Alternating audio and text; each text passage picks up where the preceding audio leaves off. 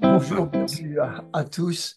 Dans cette conférence de l'Axe Rythmologie, je vous rappelle que l'Axe Rythmologie se réunit toutes les semaines de façon informelle et tous les mois pour recevoir un, un conférencier nous parler de rythme dans sa discipline.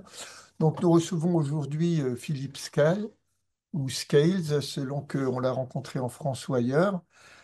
Philippe est ingénieur et il est docteur en robotique. Il vient de finir sa thèse, comme c'est affiché ici, sur un robot compagnon. Alors, le robot compagnon, c'est un sujet très actif à Grenoble, en particulier depuis l'initiation du CDP, donc Cross Disciplinary Program, donc une initiative interdisciplinaire ou même transdisciplinaire comme est notre initiative Rhythmologie qui essaye de joindre des compétences en sciences de l'ingénieur et en sciences humaines. Alors, cette association n'est pas toujours évidente. Les langages, les traditions de recherche, les modes de publication ne sont pas les mêmes.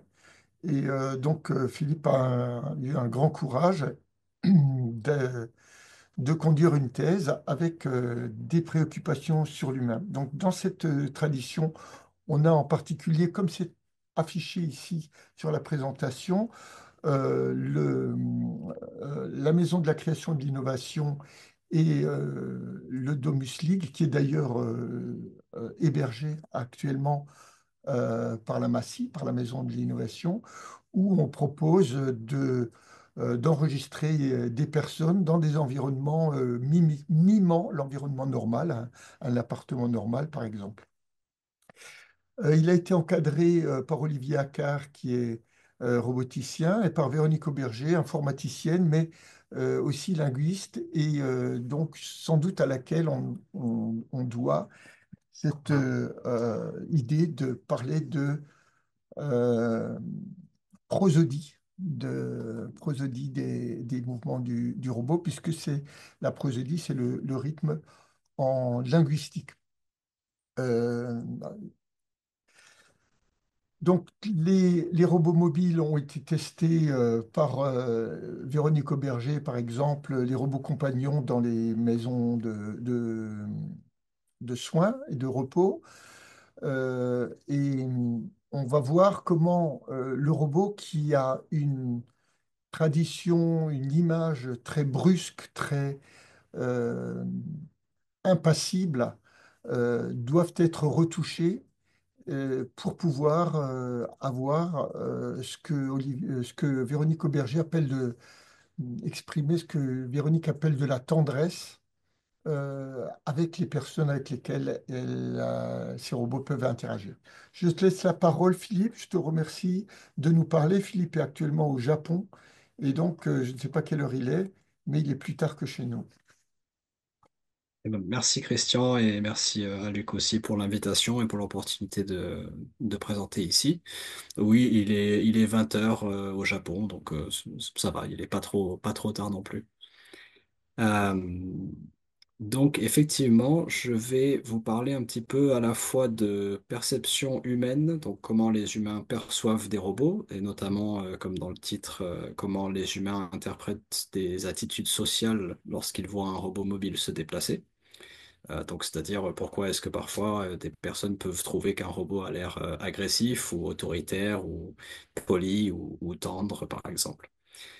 Donc, d'une part, comment est-ce que ça fonctionne du point de vue de la perception humaine? Et donc, justement, on va voir qu'il y a pas mal d'influence de la dynamique du mouvement du robot dans ses mouvements et dans le déroulé de ses profils de vitesse dans le temps.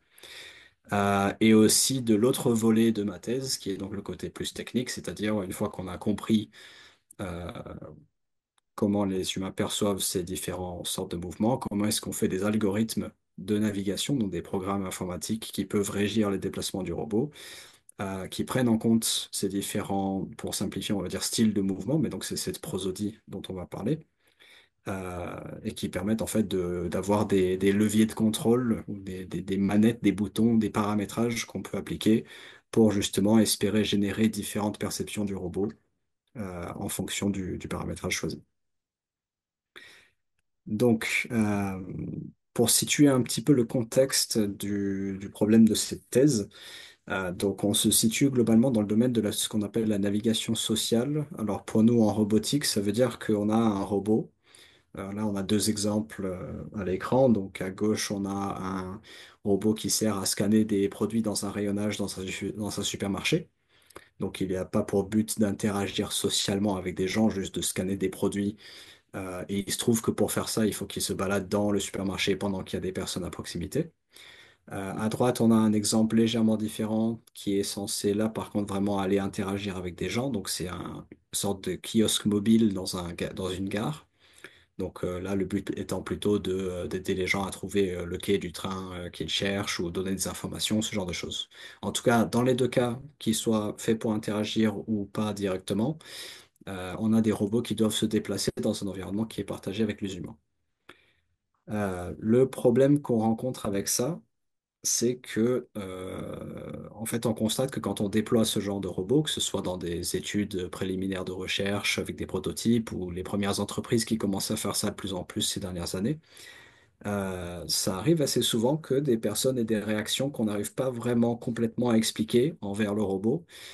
Donc, plus spécifiquement, ce dont on va parler, c'est, comme je le disais, l'attribution d'attitude sociale à un robot. Donc, tout le monde comprend qu'un robot, c'est un ordinateur sur roulette.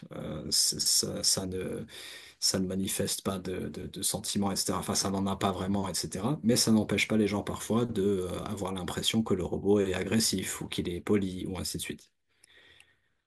Donc, juste pour présenter un petit peu plus le contexte, donc dans le domaine de la navigation sociale, en robotique. Donc, on a plusieurs sortes de défis qu'on doit gérer. Donc, il y a des défis qui sont d'ordre pratique de comment est-ce qu'on développe un algorithme, un programme informatique qui va régir les mouvements d'un robot. Donc, c'est assez complexe parce on doit prendre en compte les gens qui bougent dans l'environnement.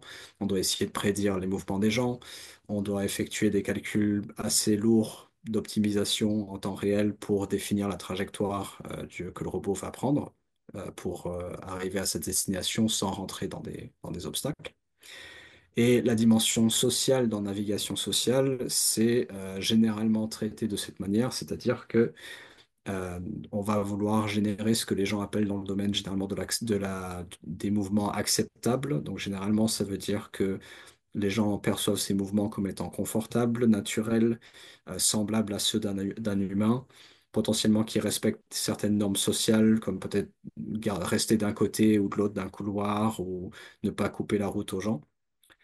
Potentiellement aussi des contraintes de légibilité, donc essayer de faire des mouvements qui peuvent s'interpréter suffisamment en avance pour savoir comment éviter le robot, comment se croiser dans un espace restreint. Euh, mais nous, spécifiquement dans cette thèse, on s'est focalisé sur un autre aspect un peu connexe à ça, qui est la perception sociale du robot par les humains. Donc, sur le schéma à droite, on a un exemple classique d'un algorithme de navigation des principes qui se font beaucoup. Évidemment, il faudrait qu'on évite une personne. Si on doit aller au point vert, on veut éviter cette personne. Un des principes fondamentaux dans la navigation sociale qui est tiré de l'étude de la proxémie, donc l'espace personnel des gens, on va dire. Ce serait par exemple de dire qu'on doit adapter la trajectoire pour contourner la personne, lui laisser plus d'espace. Donc ce genre de principe est assez commun, mais là, on n'est pas vraiment en train de parler de la perception sociale du robot par les humains et encore moins de l'attribution d'attitude sociale au mouvement du robot. Donc dans cette thèse, la question qu'on s'est posée, c'est comment est-ce que les personnes vont positionner les robots perceptivement dans leur espace social. Donc pour préciser un petit peu ce que je veux dire par ça, euh, comme je le disais, on a des réactions un peu parfois dans des déploiements de robots qu'on ne sait pas vraiment expliquer, mais on a eu un cas pardon. On a eu un cas de robot qui était déployé dans un bureau. Le robot était en gros un cylindre sur roulette, à peu près la taille d'un robot R2D2 de Star Wars. Pas de visage, pas de voix, rien, juste vraiment un cylindre sur roulette qui était en fait un filtre à air qui se déplaçait dans un bureau pour purifier l'air. Et les gens qui l'ont déployé ont mis un algorithme de navigation classique qui consistait à dire bah, j'avance dans le couloir et s'il y a un obstacle, potentiellement une personne, potentiellement autre chose, mais en tout cas, je contourne cet obstacle pour pas lui rentrer dedans. Et ils ont eu des utilisateurs, certains qui ont dit le robot est poli, il m'a laissé passer. Et d'autres personnes qui ont parfois dit le robot m'a évité, il m'a fui et il m'a ignoré. Et il m'a même pas dit bonjour. Donc, sans aucun autre, on va dire, dispositif qui avait pour but d'être social, pas de voix, etc., les gens arrivent quand même à faire des interprétations de ce que le robot fait. Donc, le problème avec ça, c'est que on ne sait pas vraiment quel rôle le mouvement du robot a joué là-dedans. On ne sait pas quels aspects de son mouvement font tendre vers une perception de poli versus un robot qui nous ignore. Donc on a quelques études avant qui se sont concentrées sur voir comment avec le mouvement on pouvait exprimer des émotions. Donc typiquement il y a des études sur des robots où on va essayer de faire un petit mouvement un peu comme en animation 3D, un petit mouvement qui traduit une émotion comme je sais pas, la joie ou la tristesse, ce genre de choses. Euh, mais c'est pas tout à fait ce qu'on voulait faire parce que nous on veut pas juste un geste qui exprime une émotion, on veut voir comment est-ce que pendant qu'on effectue une tâche pratique, donc là la navigation d'un point A à un point B, avec ce qui nous reste comme degré de liberté, comment est-ce qu'on peut encore introduire une couche qui exprime autre chose et en plus, au lieu que ce soit des émotions, nous on se focalise sur les attitudes sociales. Donc ce qu'on veut dire par là, c'est plutôt que de manifester la joie, la tristesse, etc., c'est des attitudes envers autrui, donc poli, agressif, tendre, doux, ce genre de choses. Donc, pour résumer les problèmes abordés dans cette thèse. Donc, on a sur des cas de déploiement de robots des situations où les gens font des interprétations de la navigation du robot qui vont sans doute influencer l'acceptance et l'évaluation du système robotique. Et donc, vu qu'il y a beaucoup d'entreprises et de groupes de recherche qui essayent de voir à quoi, enfin, l'utilité que pourraient avoir des robots, que ce soit dans des hôpitaux, des, dans des EHPAD, dans des entreprises, dans des espaces publics, dans des gares, etc. Si ça a un impact sur l'acceptance et l'évaluation, il faudrait qu'on comprenne ça. Sauf que pour l'instant, on n'a pas de modèle qui explique un lien entre des paramètres de navigation d'un robot mobile et la perception d'attitude sociale par les humains. Et vu qu'on n'a pas de modèle qui nous explique ce lien, a fortiori, les algorithmes de navigation qu'on fait peuvent pas être configurés pour choisir explicitement de générer telle ou telle impression chez les gens. Et donc cette thèse a essayé d'adresser d'apporter des contributions sur ces trois problèmes. Donc ce qui nous mène à la question de recherche qui était, ben, premièrement, comment est-ce qu'on peut concevoir un algorithme de navigation sociale qui permet d'adapter les mouvements du robot en fonction de l'impact qu'on espère avoir sur la perception sociale du robot par l'humain. Donc, l'angle d'attaque qu'on a pris pour poursuivre cette thèse, c'est justement une inspiration, comme Christian le disait au début, du domaine de la parole. Alors pourquoi? Parce que, comme je le disais, on n'a pas de modèle directement en robotique de l'influence du mouvement du robot sur la perception sociale, d'attitude sociale par les humains. Par contre, dans le domaine de la linguistique et donc de l'étude de la prosodie vocale, là, on a des informations sur en fait le fait que non seulement ce qu'on dit, donc les mots vraiment qu'on choisit, mais la manière dont on les prononce, donc le rythme, l'intonation de la voix, le fait de mettre des pauses au sein de nos phrases, etc. Tout ça, ça va pouvoir, avec le même lexique, le même vocabulaire, et ben, véhiculer des informations de relation envers la personne à laquelle on parle, à laquelle on s'adresse. Donc, si je change mon ton de voix, on peut comprendre des choses du style je me sens à l'aise dans ces situations, ou je fais confiance à la personne à laquelle je m'adresse, ou j'ai une attitude agressive envers quelqu'un, etc. Donc, d'une part, ça nous sert d'inspiration pour se demander, ben, est-ce qu'il y aurait quelque chose de la même manière que dans le conduit vocal, on a une grande partie de la bande passante, on va dire, ou de l'information qu'on met dans la voix qui nous sert à traduire des informations pratiques, et on a cette couche de prosodie qui nous sert à traduire des informations relationnelles. Est-ce que dans le mouvement de ces robots, et probablement dans le mouvement des personnes et des animaux aussi, est-ce qu'on a aussi la navigation qui sert principalement d'aller d'un point A à un point B, mais aussi peut-être une certaine prosodie, donc une manière d'aller d'un point A à un point B, qui a peut-être aussi ce rôle de véhiculer de l'information relationnelle. Donc, cette inspiration de la prosodie vient surtout, premièrement, pour un peu poser le cadre de comment ce serait possible que des petites variations de mouvement puissent avoir ce genre d'impact sur la perception sociale. Et on verra après que ça a un peu guidé nos choix sur quel genre de mouvement on voulait explorer et quelle dimension on voulait explorer. Donc pour finir sur l'introduction, donc maintenant qu'on a énoncé ce principe un peu de prosodie, donc dans la navigation sociale un peu plus spécifiquement, un autre problème, c'est que généralement les gens vont essayer de développer un algorithme de navigation qui devrait avoir une sorte de comportement idéal unique. Ce que je veux dire par là, c'est que plutôt que d'avoir quelque chose où on peut paramétrer l'algorithme pour adopter différents styles ou là donc différentes prosodies de mouvement. Généralement, les roboticiens vont plutôt se dire, OK, on veut un algorithme qui génère des mouvements qui sont le plus confortables possible, le plus naturel possible, qui sont perçus comme étant, qui sont pas perçus comme étant dangereux et qui sont compréhensibles par les êtres humains. On veut tout ça en même temps, le plus possible, et on veut un style idéal de navigation et c'est tout. Donc, par opposition, nous, on voulait développer quelque chose qui puisse être ajusté pour générer différentes attitudes sociales. D'autre part aussi, généralement, on a tendance aussi en robotique à évaluer l'algorithme une fois qu'il a fini d'être développé. Et donc, ça veut dire que dans notre cas, dans le but de comprendre pourquoi est-ce que les gens attribuent différentes perceptions, différentes attitudes sociales à un robot, si on fait un algorithme d'un seul bloc, par exemple avec de l'apprentissage machine ou d'autres méthodes, on ne saura pas trop disambiguer en fait quel paramètre précis ou quel aspect précis du mouvement a contribué à telle ou telle perception sociale.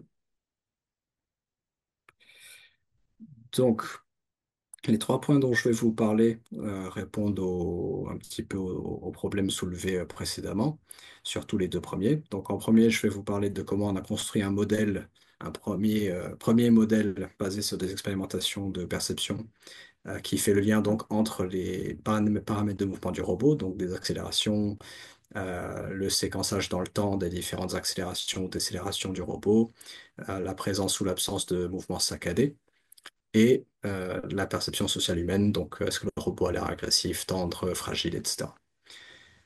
Dans un deuxième temps, étant équipé de ce premier modèle qui nous indique quelles dimensions sont importantes et comment elles doivent être contrôlées, je vais vous parler un petit peu de comment est-ce qu'on a dû adapter des techniques de robotique classique pour prendre en compte un peu plus explicitement des notions de temps, de latence et de fréquence de calcul pour justement avoir un contrôle précis sur ces éléments qui, vous le verrez, sont assez subtils dans la prosodie de mouvement. Et enfin, la troisième partie, c'est plus juste une démonstration une fois qu'on avait développé cet algorithme, on l'a déployé sur un robot mobile et justement pour le mettre en situation aussi proche d'un vrai cas d'utilisation que possible pour voir quel genre d'impact différents styles de mouvement pouvaient avoir sur l'interaction avec une personne, sur comment la personne perçoit le robot et comment la personne réagit euh, dans l'espace face au robot. Ok, alors, donc pour la première contribution, on va parler de la construction de ce modèle. Donc, l'hypothèse étant qu'on a des aspects assez subtils, des variations assez subtiles de mouvement du robot qui pourraient avoir un impact sur l'interaction avec les robots et sur la perception humaine des robots. On a un autre point dont je vais peut-être un peu moins parler, mais qui est le fait qu'on vous verrez qu'on a considéré en plus de paramètres de mouvement, on a également considéré des paramètres d'apparence du robot, simplement parce qu'on a déjà pas mal d'études dans le domaine de l'interaction humain-robot qui nous montrent que, outre, enfin, nous on se focalise sur les mouvements, mais la forme, l'apparence visuelle, les bruits que font le robot sont aussi importants dans la perception qu'on a du robot, donc on a aussi fait varier ces paramètres.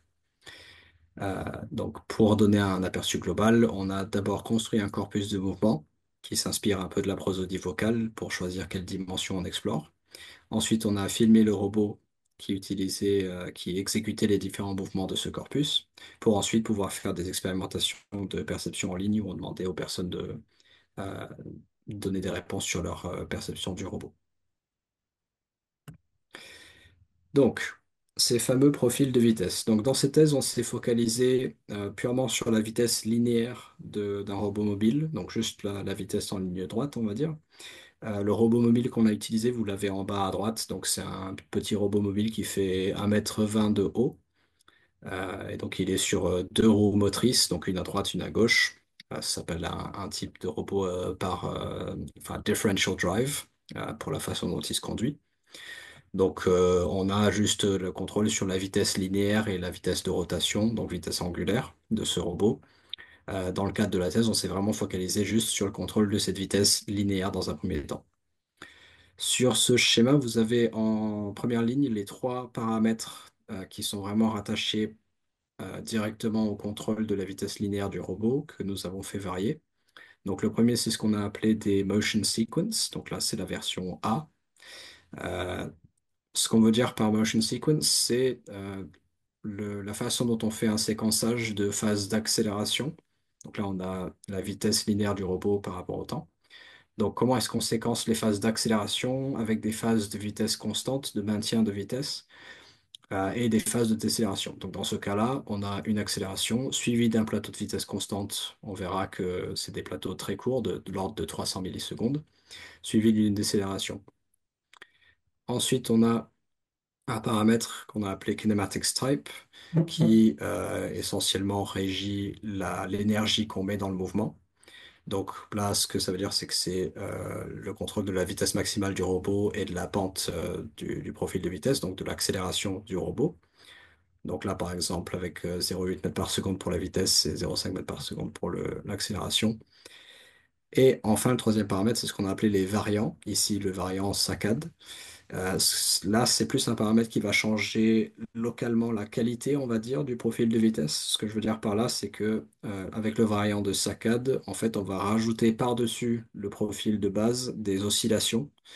Alors, pour un roboticien, c'est absolument, c'est une abomination de rajouter volontairement des oscillations. En tout cas, dans ce contexte-là de navigation d'un robot mobile, de robot mobile, c'est typiquement exactement ce qu'on veut éviter. Mais on verra justement que ça peut avoir son intérêt pour changer les perceptions sociales. Donc si on combine ces trois paramètres, on finit avec un profil de vitesse qui ressemble à ça, donc une accélération progressive avec des mouvements saccadés, un petit maintien de vitesse constante et une décélération. Donc là, c'est un exemple de profil de vitesse qu'ensuite on applique au moteur du robot. Pour vous donner un peu plus un aperçu sur les différents paramétrages possibles, en haut de cette slide, sur cette ligne, on a les quatre motion sequences différents. Et vous verrez qu'on parle de pause et d'hésitation. Donc, dans la séquence A, on a un plateau de vitesse constante entre l'accélération et la décélération. C'est ce qu'on appelle une pause. Là, l'inspiration vient de quand on est en train de parler dans la modalité vocale. En tout cas, si je fais une pause en plein milieu de ma phrase, ça va être un petit peu perturbant. Ou en tout cas, parfois ça peut être perturbant si elle n'est pas placée au bon endroit, parfois ça peut être volontaire, parfois ça peut indiquer différentes informations. Donc, cette petite introduction d'un petit plateau de vitesse constante de l'ordre de 300 millisecondes, ça joue un peu le rôle où c'est proposé par analogie avec des pauses dans le flux de parole. Donc, par opposition, dans cette motion sequence B, on n'a pas d'introduction de ce petit palier de vitesse constante. Pour les séquences C et D, on voit que dans les deux cas, on a un ralentissement à une vitesse plus faible avant de réaccélérer. Donc ça, c'est ce qu'on appelle une hésitation. Là, c'est aussi une variation, on va dire, de flux de parole, ou quand on s'arrête un petit peu plus longtemps, ou qu'on réduit le débit de parole et qu'on réaccélère après. Et après, la différence entre C et D, c'est simplement cette introduction ou cette absence de ces fameuses pauses. Donc, ces motion sequences, c'est vraiment la forme globale du profil de vitesse, si on veut.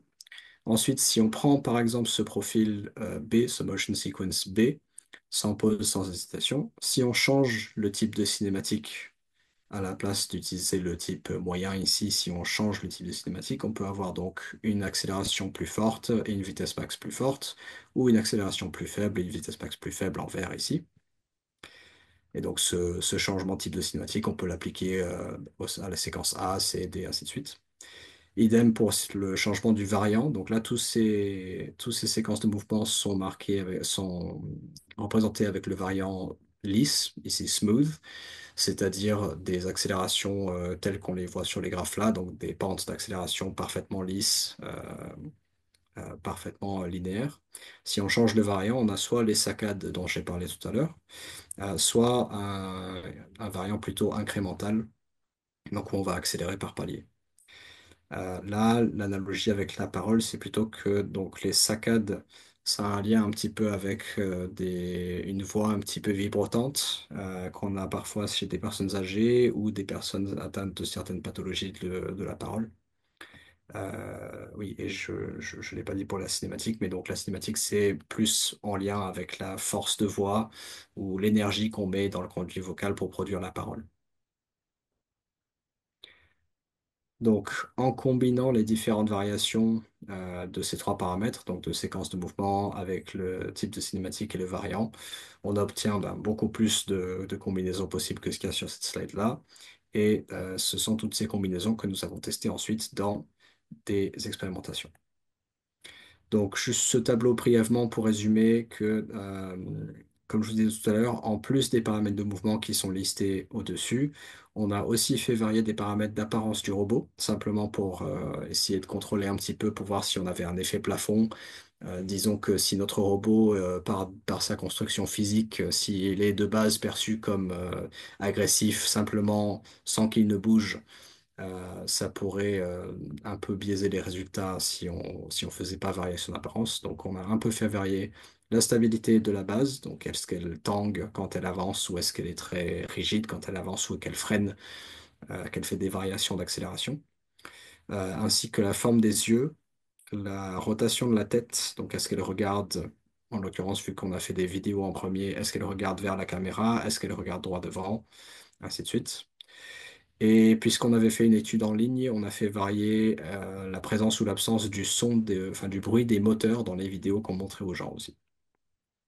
Donc, ce qui nous fait un total, on n'a pas tout à fait croisé tous les paramètres, mais on a un total de 450 vidéos, donc 450 paramétrages différents à tester. Donc, l'expérimentation en ligne se présentait comme ça. On avait des très courtes vidéos du robot qui se déplaçait de gauche à droite. Je la rejoue une autre fois.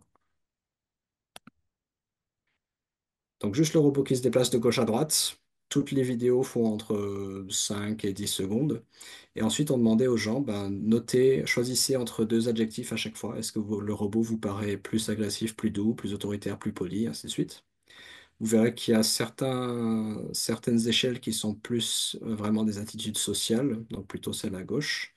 Et à droite, on a plutôt des caractéristiques parfois plus se rapprochant du physique du robot. Donc, est-ce qu'il a l'air fort ou faible? Est-ce qu'il a l'air de faire un déplacement rigide ou souple? Et ainsi de suite. Donc, euh, je vais brièvement vous présenter un petit peu les résultats. Je ne vais pas trop m'attarder dessus. Mais donc, là, on a un tableau qui montre simplement les pourcentages de réponses sur chaque échelle par rapport à chaque paramètre.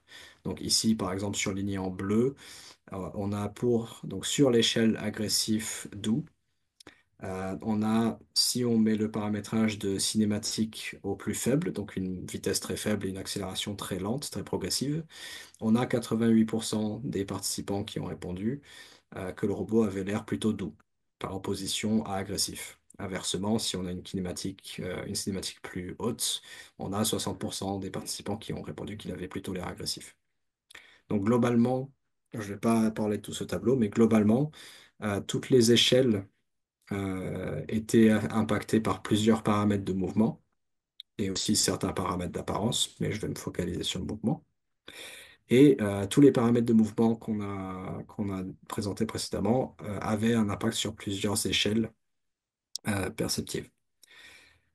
Donc, ce qui n'était pas forcément évident quand notamment on parle de introduire une petite pause de 300 millisecondes ou introduire des saccades, alors que normalement ça ne se fait pas jamais en robotique.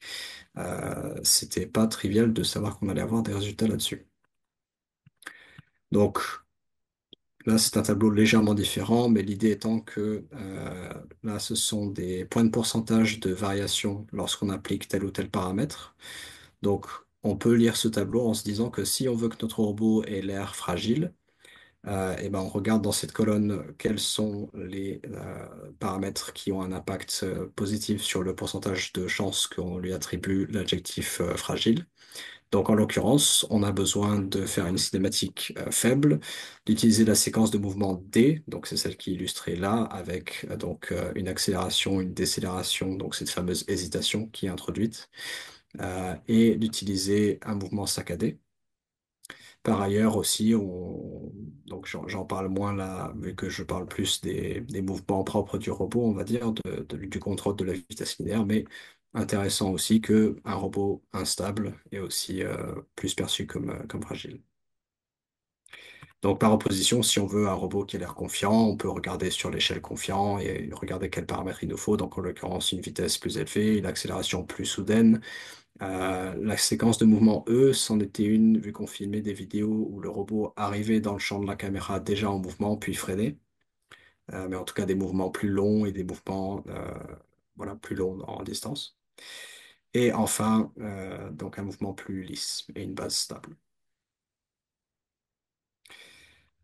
On a aussi répliqué cette expérimentation en personne, vu que la première était faite par des expérimentations en ligne. Donc, c'était pas forcément évident que ces résultats allaient se répliquer en personne, mais effectivement, on retrouve des résultats similaires en personne. Donc, pour conclure cette première partie, donc, on a eu un impact de ces variables, donc, de ces variations assez subtiles dans la structure temporelle du profil de vitesse, qui ont effectivement eu une influence sur la perception d'attitude sociale par les participants dans ces études. Donc, une fois qu'on avait établi ces résultats-là, la question était, ben, on comprend un petit peu mieux ce phénomène, on a quelques indices sur ben, quels paramètres doivent être pris en compte. Donc, comme je l'ai dit, donc les accélérations du robot, l'introduction de potentiellement de saccades dans son mouvement, et surtout la présence ou l'absence de certains motifs temporels, on va dire, dans le profil du mouvement, donc des éléments comme des pauses ou des hésitations, qui avaient des impacts sur la perception. Donc c'est bien beau, mais les profils de vitesse qu'on a utilisés dans ces manips de perception en ligne sont des profils qui, une fois qu'on les applique au robot, le font parcourir une distance fixe dans l'espace. Et vous vous doutez bien qu'on ne peut pas vraiment faire naviguer un robot dans un environnement où il y a des personnes qui bougent de façon pas très prévisible, en lui faisant parcourir des petits tronçons de 1 mètre par 1 mètre en rejouant plusieurs fois le même profil statique de vitesse. Donc il nous faut un algorithme plus intelligent que ça, qui replanifie dynamiquement les mouvements. Mais qui conserve quand même les caractéristiques propres à chaque style de mouvement, à chaque genre de prosodie du mouvement, pour que donc on ait une impression ou qu'on induise une perception d'attitude sociale qui est stable dans le temps. On ne veut pas avoir un robot qui change soudainement sa façon de naviguer juste parce que c'est un chemin plus court ou parce que ça lui fait gagner 0,3 secondes. Donc, le but de cette partie, je vais essayer de pas trop rentrer dans les détails techniques, mais la partie intéressante, c'est justement que dans ces algorithmes, on a dû un petit peu plus insister sur comment l'algorithme prenait en compte le temps et Oui, tout ce qui est en rapport avec le temps, avec la latence, vu que justement on cherche à reproduire des motifs qui sont assez courts dans le temps et qui sont assez précis, surtout que, comme je l'ai dit, les variations qu'on a utilisées sont relativement subtiles. On a dû un peu plus se pencher sur la précision, enfin, sur des façons différentes d'assurer la cohérence du mouvement et du style du mouvement du robot. Donc, premièrement, je vais juste présenter un peu comment on a formalisé mathématiquement les profils de vitesse. Donc là, on a un exemple de profil de vitesse tout simple. On a une accélération, puis une décélération linéaire. Euh, Ça, on va dire que c'est un profil qui est formé par deux séquences de mouvement, enfin deux motion phases. Et donc, en fait, pour décrire ce segment d'accélération linéaire, on a juste besoin d'une accélération, donc de la pente de cette droite et du temps pendant lequel on applique cette accélération. Donc, juste avec ces deux paramètres, on peut décrire le premier segment. Avec deux autres paramètres, on peut décrire le deuxième segment. Et donc, comme je le disais, ce profil tel qu'il est sur le graphe va nous donner une distance parcourue fixe. La question devient comment est-ce qu'on peut rajouter à nouveau un peu de flexibilité par rapport au profil de mouvement qu'on a utilisé dans les manips en ligne qui sont fixes pour qu'on ait un peu de marge pour pouvoir planifier des mouvements de distance variable pour que notre robot puisse faire quelque chose d'utile, amener quelque chose quelque part ou suivre quelqu'un qui se déplace, ainsi de suite. Donc, à gauche, on a un exemple de comment on peut, euh, alors, si on veut raccourcir, ou du moins, pardon, si on veut effectuer ces transformations sur les séquences de mouvement B, en bleu, on a le profil original du corpus. En noir, on a une proposition pour raccourcir le profil. Et en rouge, une proposition pour rallonger le profil.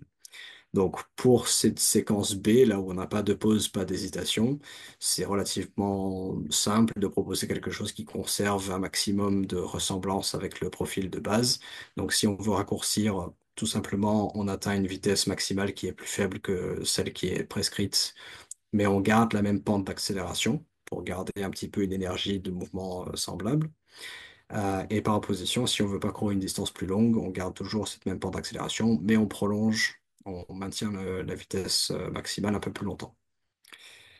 Là où ça devient un peu plus compliqué, parce que à gauche, c'est les résultats qu'on obtiendrait avec n'importe quel algorithme classique de planification de mouvement, on aurait les mêmes résultats. Là où ça devient plus compliqué, c'est par exemple si on veut introduire cette notion de pause. Donc je le rappelle, ça veut dire qu'entre une accélération et une décélération, on doit toujours avoir un petit plateau de maintien de vitesse constante pendant 300 millisecondes. Là, par contre, ben, on voudrait que quand on fait un mouvement plus court, ben, qu'on accélère toujours avec la même pente, qu'on fasse ce fameux maintien de vitesse constante pendant une courte durée, puis qu'on décélère. Alors que un algorithme traditionnel aurait planifié quelque chose qui atteint une vitesse un peu plus élevée, puis qui redécélère. Mais on perdrait cette vitesse constante au milieu. Le prolongation, lui, il n'est pas trop problématique. On peut juste prolonger le plateau de vitesse constante. Donc, brièvement, pour comment on formalise ça. Donc, là, c'est juste une façon qu'on a en mathématiques de formaliser un problème d'optimisation. Euh, je vais surtout juste montrer ce qui est différent pour nous. Donc, on veut minimiser une valeur. Donc, en gros, on veut se rapprocher, on veut réduire ce xg carré qui est la distance par rapport au but. Donc, distance entre le robot et son but, on veut minimiser ça, donc rapprocher le robot du but. En choisissant les termes de contrôle appropriés, c'est-à-dire en choisissant ben, comment on séquence nos accélérations et nos décélérations. Donc ici, ben, est-ce qu'on fait des accélérations, des décélérations et pendant combien de temps? Et là, ce qui est intéressant pour nous, c'est que on fait pas ça n'importe comment. On va pas juste choisir le chemin le plus court. On va appliquer des contraintes, c'est-à-dire des règles qui nous limitent un peu le champ des possibles, des combinaisons d'accélération, de décélération et du temps pendant lesquels ils sont appliqués. Les limiter comment? Eh ben, pour conserver les caractéristiques qui nous intéressent pour manifester une attitude sociale donnée. Donc, ça veut dire que les contraintes, on a différentes contraintes qui traduisent en fait les différentes caractéristiques de mouvement que je vous ai présentées avant. Donc, une contrainte qui implémente la notion de pause, d'hésitation, de variant lisse, de variant incrémental, qui, et qui traduit aussi ces notions de limite de cinématique, donc les pentes et les vitesses max. Donc, pour donner juste un exemple de ces contraintes, de l'expliquer déjà avec des exemples, à gauche ici, on a des exemples de profils de vitesse qui seraient valides par rapport à cette contrainte de pause. Donc, tous ces profils-là seraient des bons candidats pour un mouvement fait en ayant la contrainte d'introduire ces fameuses pauses. Et à droite, on a des contre-exemples. Donc là, on a un profil là où le temps qui est maintenu, enfin le temps pendant lequel la vitesse constante est maintenue est insuffisant. Idem pour le deuxième ici. Et là, on a carrément juste pas de maintien de vitesse constante du tout. Donc ça, ce serait des profils qu'on voudrait éviter. Donc la façon dont on a formalisé ça, c'est avec des prédicats de logique qui imposent des contraintes logiques sur les suites d'accélération et le temps pendant lesquels elles sont appliquées. Et en langage naturel, on est en train de dire si on aurait dû faire une pause, étant donné les mouvements précédents. Donc, par exemple, on vient juste de finir une accélération, donc c'est le moment où on devrait introduire cette pause, et que la prochaine phase de mouvement qu'on est en train de considérer dans notre planification, ce n'est pas l'équivalent d'une pause. Donc, si c'est une décélération comme ici, ou si elle n'est pas assez longue comme là, eh ben, on devrait pas prendre en compte ce mouvement, il ne devrait pas être planifié et c'est pas un candidat valide pour la planification de trajectoire. Donc, je vais brièvement passer sur comment ça se traduit algorithmiquement, mais en gros, on construit un arbre de possibilités où on est toujours en train de considérer, ben, à partir de la vitesse actuelle du robot, qu'est-ce qu'on a comme possibilité? On peut accélérer, maintenir la vitesse, décélérer, et ensuite on vérifie lesquelles de ces propositions restent valides par rapport à nos contraintes. Donc, autrement dit, lesquelles sont conformes à la prosodie qu'on a choisie et lesquelles ne le sont pas, et on filtre par rapport à ça. Une fois qu'on a plein de possibilités par rapport à nos différentes possibilités de mouvement avec le robot, on va juste prendre celles, donc parmi celles qui sont conformes à la prosodie choisie, celle qui réduit le plus la distance au but. Donc pour donner un peu une idée de ce que ça donne en pratique, au-dessus, on va avoir un graphe de la vitesse du robot au cours du temps. En bleu, la commande, donc ce qu'on demande au moteur de faire, et en rouge, ce que les moteurs font vraiment, donc un signal un peu bruité. En bas, on va avoir une représentation du plan de trajectoire que le robot est en train d'effectuer. Et donc cette vidéo, elle est ralentie à 0,2 fois parce que ça se passe assez vite, mais c'est pour qu'on voit un petit peu ce qui se passe. Donc là, c'est un exemple où on introduit justement cette notion de pause. Donc on voit que dans la trajectoire qu'on planifie, on a toujours ce maintien de vitesse constante qui se fait. Là, on a fini l'accélération, on commence à faire le maintien de vitesse constante et on fait une décélération. Donc encore une fois, un planificateur de trajectoire classique aurait fait un profil en forme de triangle parce que ça minimise le temps c'est ce qui est plus efficace en termes d'ingénierie pure.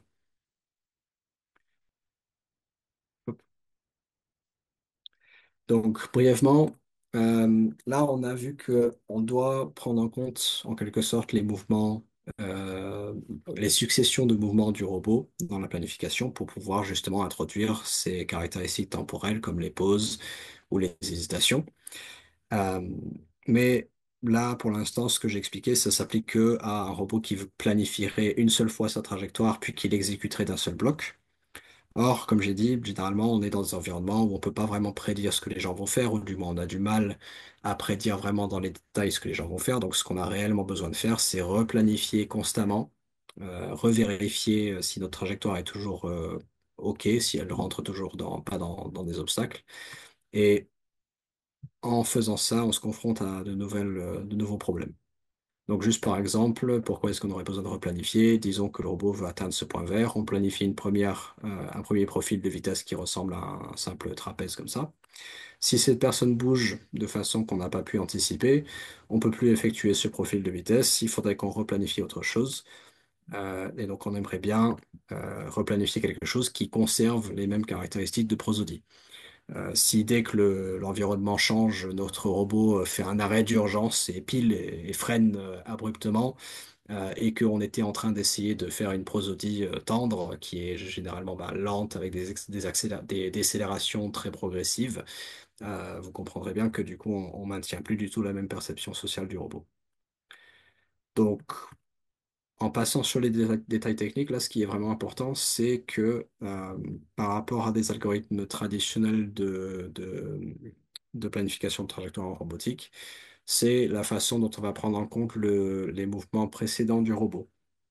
Donc, généralement, en robotique, on a seulement vraiment besoin de prendre en compte l'état actuel du robot à l'instant T. Il y a peut-être quelques exceptions, mais globalement, c'est ça. Et en tout cas, en robotique sociale, pour des questions de dimension sociale de la navigation, généralement, c'est pas fait du tout. Alors que nous, justement, si on veut planifier des motifs très spécifiques dans le profil de vitesse du robot, en fait, on a besoin de prendre en compte ce que le robot a déjà fait comme mouvement. Simplement parce que si on a déjà exécuté la totalité, par exemple, d'une de ces fameuses phases de pause, ça nous permet de maintenant planifier une décélération. Alors que si on a seulement effectué une partie de la pause, comme sur le schéma d'en dessous, on ne peut pas directement replanifier d'effectuer une décélération à l'instant T. Il faut qu'on attende qu'on ait fini d'effectuer ce segment de pause et ensuite on pourra planifier une décélération. Donc encore une fois, ça se traduit par des types de contraintes qui ne sont pas typiques dans des algorithmes de robotique pour prendre en compte le mouvement passé et garder la cohérence en fait de cette prosodie. Donc je passe sur les détails, mais donc vu ça a un impact sur le fait qu'on replanifie au fur et à mesure qu'on avance avec notre robot. Juste un autre aspect intéressant, vous verrez qu'ici dans les schémas, donc c'est des replanifications successives au cours du temps. Fatalement, il faut qu'on décide quand est-ce qu'on replanifie. Donc traditionnellement en robotique, c'est à des intervalles fixes de temps. Et donc la question se pose de comment est-ce qu'on choisit cet intervalle de temps. Donc typiquement, c'est des contraintes plutôt pratiques de précision du mouvement du robot, surtout si on est sur des robots industriels. Là, tout de suite, on est aussi confronté au fait que je disais que cette phase de pause, on l'a choisie, on l'a fixée à 300 millisecondes. En fait, cette durée de replanification, il faut qu'elle permette de réaliser précisément ces 300 millisecondes. Si on ne replanifie pas à un multiple de 300 millisecondes ou quelque chose qui se cale bien dessus, on ne pourra pas effectuer précisément ces mouvements-là. Donc encore une fois, ça rajoute encore une autre couche de compromis entre le coût de calcul, la perception enfin, la capacité à répliquer ces fameux motifs de prosodie et donc par conséquent la capacité à garder une prosodie cohérente du robot. Je passe sur le dernier détail technique. C'est simplement pour dire que quand on n'a plus aucune solution faisable de trajectoire, ce qui peut arriver vu qu'on ajoute beaucoup de contraintes, on a établi une hiérarchie pour qu'on conserve au moins quelques caractéristiques de cette fameuse prosodie, plutôt que de simplement toutes les abandonner et de faire un freinage d'urgence. Si ça vous intéresse, je pourrais en reparler après.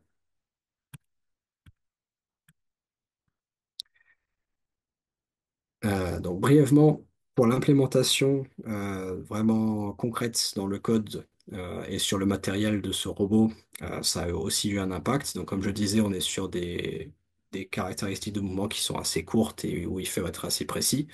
Donc ça s'est répercuté ici. On a un schéma en bloc de plusieurs composants qui interviennent dans le contrôle du robot. Donc on a des capteurs physiques pour savoir où sont les gens et les obstacles. On a plusieurs modules logiciels dans les cases en couleur ici qui doivent interagir, chacun qui prend du temps pour l'exécution. Et on a à nouveau des interfaces physiques ici avec une carte de contrôle bas niveau et des moteurs. Donc, en gros, ce que je veux vous dire, c'est que dans chacune de ces étapes, ça prend du temps pour faire des calculs. Dans chacune de ces étapes, on a des phénomènes de latence. Et donc, en fait, dans chacune de ces étapes, il fallait informatiquement compenser ces temps de calcul, les prendre en compte explicitement dans les calculs. Donc, il y a d'autres domaines en robotique où on doit faire ça, mais généralement, dans le domaine de la navigation sociale, vu le type de robot qu'on a, c'est pas des robots de chirurgie. Généralement, on n'a pas besoin de pousser aussi loin ces problématiques-là de synchronisation et de temps de latence, mais ici, on a dû le faire. Donc, pour résumer, cette conception de l'algorithme a dû prendre en compte la cohérence temporelle du profil de vitesse avec la procédure qu'on a choisie. Et on a dû donc choisir les fréquences de replanification et s'assurer que l'implémentation était autant que possible apte à répliquer des profils temporels précis. Donc, ayant maintenant un modèle et un algorithme, donc pour un peu mieux comprendre l'humain et un peu mieux proposer un robot qui puisse s'adapter ou du moins être paramétré de différentes manières face à l'humain, la troisième contribution, c'était de déployer ces algorithmes sur un robot mobile dans une expérimentation qui se rapproche d'une utilisation réelle pour voir quel impact ça avait. Donc, euh, ce qu'on a fait pour concevoir cette expérimentation, c'était de commencer par d'abord choisir une échelle parmi les 10 de l'expérimentation, les premières expérimentations dont je vous ai parlé. On a choisi une des échelles qui avait les résultats les plus marqués en termes de différence de perception et surtout qui faisait intervenir tous les profils, enfin toutes les variables qui concernaient directement le mouvement du robot. Donc, on a fini sur l'échelle confiant versus hésitant. Est-ce que le robot a l'air confiant ou est-ce qu'il a l'air un peu hésitant ou pas sûr de lui? En dessous, vous avez les paramétrages physiques qui correspondent. Donc, un robot confiant, d'après nos études, c'était une cinématique forte, donc accélération brusque, vitesse de pointe élevée, pas d'hésitation, pas de pause et les variances lisses, donc un mouvement assez lisse, assez entre guillemets parfait, comme on le fait stéréotypiquement en robotique. Et de l'autre côté, le profil hésitant, donc avec une cinématique faible, donc vitesse faible, accélération progressive, des hésitations et des saccades volontairement introduites dans le mouvement du robot. Ensuite, on a conçu une petite expérimentation qui puisse mettre en scène cette différence de confiant et hésitant. En l'occurrence, on a fait en sorte que le robot distribue des flyers. Donc, c'était juste un prétexte expérimental, juste une excuse pour que les gens aient une interaction avec le robot. Donc, en gros, le robot détecte une personne avec ses capteurs. Si la personne s'arrête de bouger, on considère ça comme une intention d'interagir. Le robot se tourne juste sur lui-même vers la personne. Et ensuite, il approche en ligne quasi droite la personne, en réajustant si la personne bouge un peu, soit en utilisant le paramétrage confiant, soit en utilisant le paramétrage hésitant. Et ensuite, le robot demande que la personne lui donne une note de 1 à 5 et il retourne à son point de départ. Donc, je vais juste vous montrer deux exemples de ce que ça a donné. Donc, vous avez plein de points de vue différents, soit embarqués sur le robot, soit avec des caméras externes. Donc le robot dit bonjour, les personnes du coup se sont arrêtées pour voir ce qui se passait. Le robot s'oriente vers les personnes et il commence à se déplacer. On voit notamment sur la caméra du milieu en haut que le mouvement est assez saccadé. Donc là, on est avec la prosodie hésitante. Donc c'est un petit mouvement relativement court, mais mine de rien, ça suffit pour avoir un peu des réactions différentes. Par opposition, je vous montre un exemple avec la prosodie confiante. Donc on a la personne qui rentre dans l'écran du bas ici. Elle passe à côté du robot sans, peut-être même sans entendre qu'il dit bonjour, parce que je pense que la personne avait des écouteurs. Et là, le robot approche, donc beaucoup plus vite, avec un mouvement plus lisse, s'arrête à côté de la personne.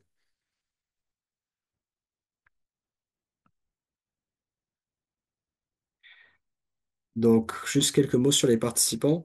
Vous avez pu voir là que c'est pas du tout, on n'est pas dans une salle blanche de labo, là où on a fait venir les gens dans le labo en leur expliquant qu'on faisait une manip, etc. C'est dans le hall d'entrée d'un bâtiment sur l'université de Grenoble. Et le but, c'était d'avoir le moins possible de préparation, juste parce que ça peut biaiser les gens de savoir qu'ils sont observés dans une expé. Donc, on a eu un total de 55 interactions. Donc un mix entre le paramétrage confiant et hésitant. Au niveau des mesures brièvement, donc on a mesuré les mouvements des personnes avec des capteurs lidar, avec des caméras de profondeur aussi équipées sur le robot. Et donc on a bien sûr fait en sorte d'avoir les mouvements du robot qui étaient enregistrés aussi, les profils de vitesse. On a aussi mesuré un petit peu la distance de séparation humain-robot au fur et à mesure des expériences. Au niveau des mesures subjectives, on a deux aspects. Premièrement, à la fin de l'interaction, le robot avait une petite tablette graphique sur laquelle on demandait au champ de donner une note entre 1 et 5, donc une sorte de note de performance. Et deuxième partie plus intéressante, on avait un entretien semi-dirigé après l'interaction, avec deux phases. La première où on avait vraiment des questions, notamment sur le fait que spectateur, je vois ça. Donc, première phase de l'entretien, c'était vraiment juste pour poser des questions sur si les gens pensaient que le robot distribuait bien les flyers. En fait, dans la première phase, on leur disait pas qu'on était intéressé par leur perception du mouvement du robot. On leur parlait pas de cette histoire de prosodie, d'attitude sociale, etc. On leur disait juste, on teste un robot flyer, un distributeur de flyers. Qu'est-ce que vous en pensez? Et on voulait voir si par eux-mêmes, ils mentionnaient des aspects du mouvement. Et dans une deuxième phase, là, on révélait la vraie intention de l'étude et on leur demandait un petit peu euh, quel genre de mots ils attribueraient au robot et aussi s'ils devaient choisir entre dire qu'il avait l'air confiant ou hésitant, qu'est-ce qu'ils diraient. Donc, brièvement là-dessus, la perception de confiant et hésitant, là, on a une matrice de confusion. Euh, Si le robot était toujours perçu comme on s'y attendait, Euh, on devrait avoir 60% dans le coin inférieur droit et 40% dans le coin supérieur gauche, simplement parce que les nombres de hésitants et confiants n'étaient pas tout à fait équilibrés parfaitement, donc pas 50-50. Or là, on voit que le robot confiant est perçu comme confiant la plupart du temps, on est à 57,8% au lieu de 60. Par contre, le robot hésitant est très très rarement perçu comme étant hésitant. Le paramétrage de mouvement hésitant est rarement perçu comme étant hésitant. À la place, en fait, il est aussi souvent perçu comme étant confiant. Donc, c'est pas ce à quoi on s'attendrait vu nos études en ligne. Et donc, on a un peu creusé dans les entretiens pour savoir si on avait un peu des indices de pourquoi ça pouvait être le cas. Donc là, je vous montre deux exemples de personnes qui ont dit que le robot avait l'air hésitant. Donc, c'est dans les quatre qui ont dit qu'il avait l'air hésitant. Et même eux, on voit qu'ils disent, ben, il avait l'air hésitant dans son mouvement, mais dans la manière dans le fait qu'il sache là où il se dirige, ben, où il a l'air de savoir là où il va, ben là il a l'air confiant, même s'il trébuche en allant vers sa destination. Un autre participant aussi qui dit, on dirait qu'il a hésité pendant une seconde ou deux et après il m'a ciblé. Et donc, en fait, ces mots il sait où il va, où il me cible. On a aussi des gens qui ont dit qu'il a décidé de venir vers eux et qu'il n'a pas changé de cible, ou il n'a pas changé de personne vers laquelle il se dirigeait ensuite. On a eu pas mal de personnes qui faisaient référence un peu à ce processus de décision ou à l'attention du robot. Et donc, on se demande si là, sur l'étude en ligne, on avait juste un robot qui se déplace de gauche à droite, sans aucun contexte, sans aucune tâche. Il n'a pas de rôle attribué, le robot, il est juste en train de se déplacer de gauche à droite, on ne sait pas pourquoi.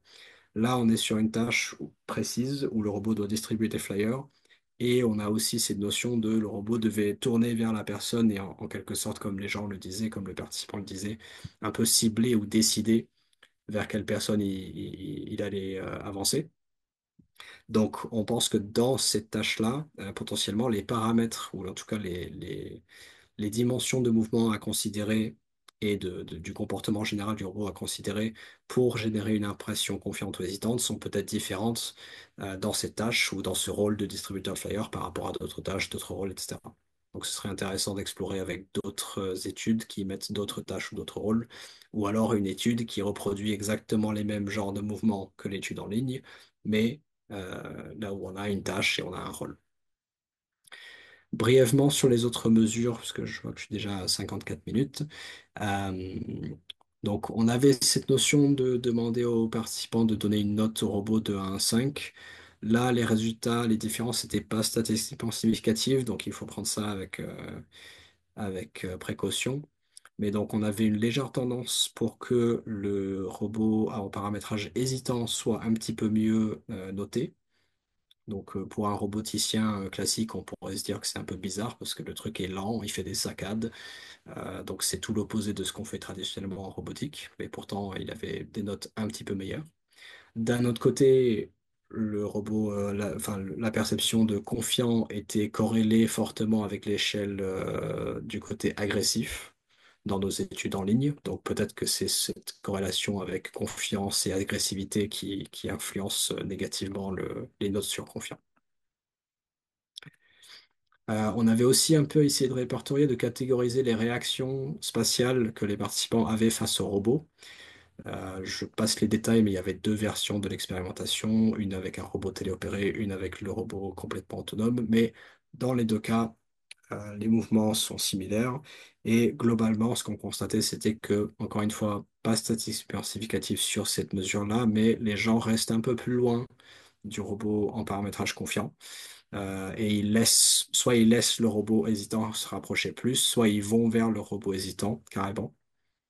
Et les quelques comportements de carrément un peu fuir le robot sont seulement manifestés avec le paramétrage confiant et pas avec le paramétrage hésitant.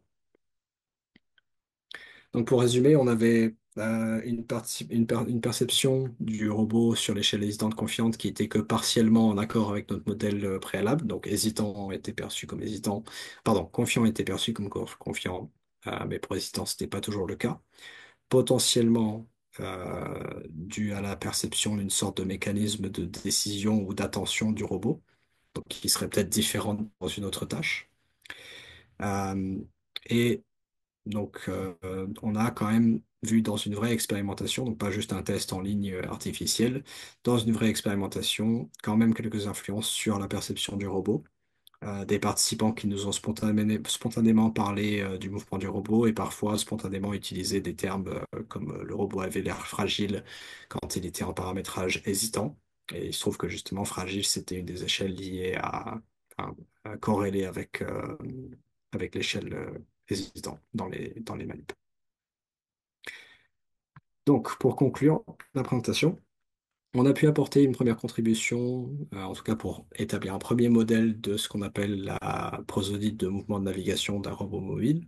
Donc, pour établir un lien entre des perceptions sociales et physiques du robot et ses variations subtiles de mouvement et d'apparence aussi dans un second temps.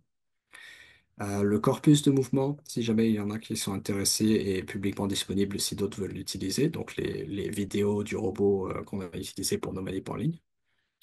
D'autre part, on a proposé un algorithme de planification locale qui donne un contrôle explicite sur les dimensions de navigation qui sont impliquées dans cette fameuse prosodie et perception d'attitude sociale, qui peut donc gérer la planification, y compris dans des environnements dynamiques.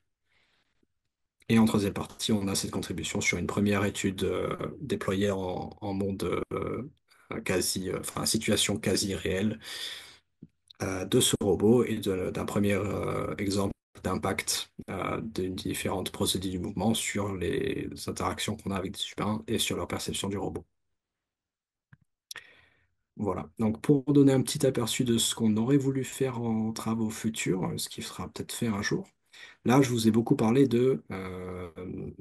on décide nous-mêmes qu'on veut paramétrer le robot comme étant agressif ou doux ou ainsi de suite. Et ensuite, bah, on choisit le paramétrage pour l'algo et notre algo nous génère des mouvements qui sont conformes aux paramètres qu'on a choisis à la main.